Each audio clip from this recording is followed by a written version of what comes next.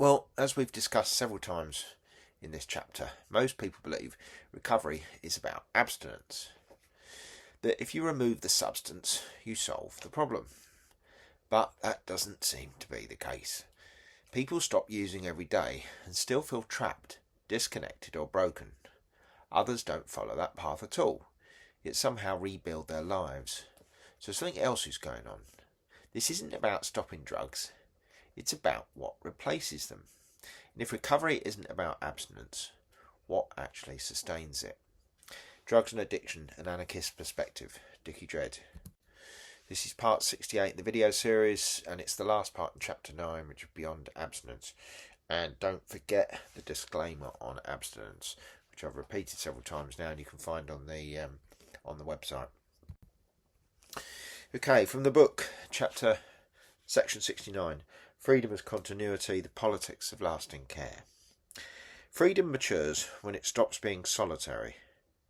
The rhythms explored in section 65 and the solidarities of 67 find their culmination not in private enlightenment, but in shared evolution. Recovery becomes social ecology, the reorganisation of life around mutual presence rather than mutual fear. As described earlier, my own reckoning came not through abstinence, but through honesty. At 40, I had mistaken silence for healing. The real change began only when I faced the trauma beneath it. That same shift from control to comprehension frames the collective journey explored here. As explored earlier, the same substances that once silenced me later became instruments of listening. Within rhythm and intention, their chemistry shifted from escape to conversation. Cannabis at work, LSD in ceremony, glass of cider in gratitude. These were no longer habits, but hymns.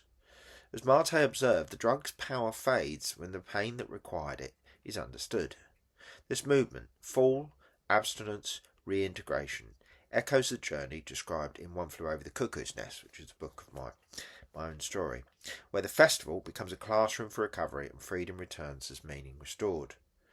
As discussed earlier, recovery matures when it becomes collective. Addiction is not a personal flaw, but as Alexander argued, a symptom of disconnection. Festivals, gardens and cooperatives illustrate how healing thrives where care circulates horizontally. In such spaces, sobriety and safe use coexist without hierarchy. The practice I call care without command. This reframes the old abstinence ideal. As Carr reminded us, freedom lies not in denial but in clarity. Recovery, likewise, is sustained when meaning replaces compulsion. For many, me included, the turning point came with permission rather than prohibition, realisation that healing and joy need not be enemies.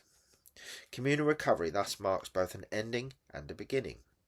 It completes the circle traced through body, rhythm, community and ecology, yet points towards a new task, translating personal freedom into collective transformation. Healing the individual without healing the world simply restarts the cycle. The next chapter takes that challenge forward, and it's the last formal chapter before we have a summary. If this chapter has shown how recovery becomes culture, chapter 10 asks how culture itself can recover, how politics, ecology and consciousness might converge in a truly liberated society. The addict, once the scapegoat, becomes guide. So recovery was never about removing the substance. It was about rebuilding connection to the body, to others, to meaning itself. And without that, abstinence becomes another form of control, not freedom.